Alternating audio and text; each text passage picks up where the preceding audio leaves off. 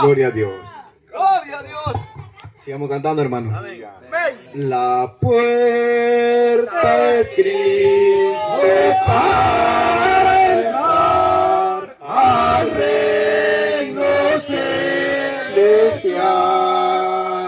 Si apártate del mal, por buen camino vas. Si tú resuelto estás, bien sabes que a Jesús tus cuentas le vas a dar. ¿Por cuál camino vas? Son dos caminos los que van hacia la eternidad.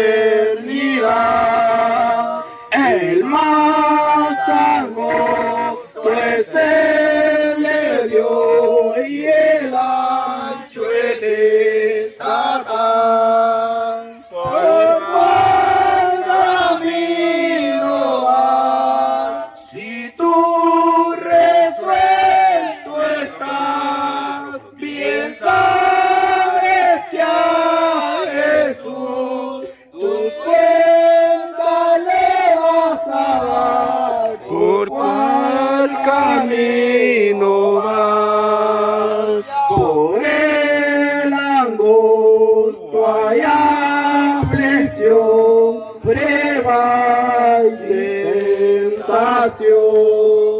El que venciere reinará con Cristo en la mansión.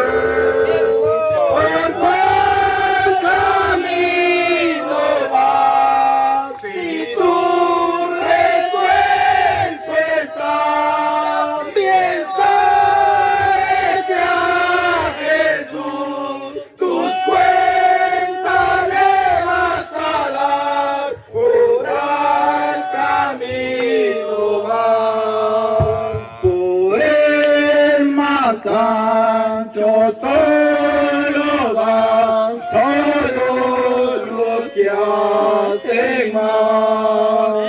También su pago lo tendrán en el lago infernal. ¿Por cuál camino vas? Si tú resuelto estás, bien sabes que a Jesús tus cuentas le vas a dar. ¿Por cuál camino vas?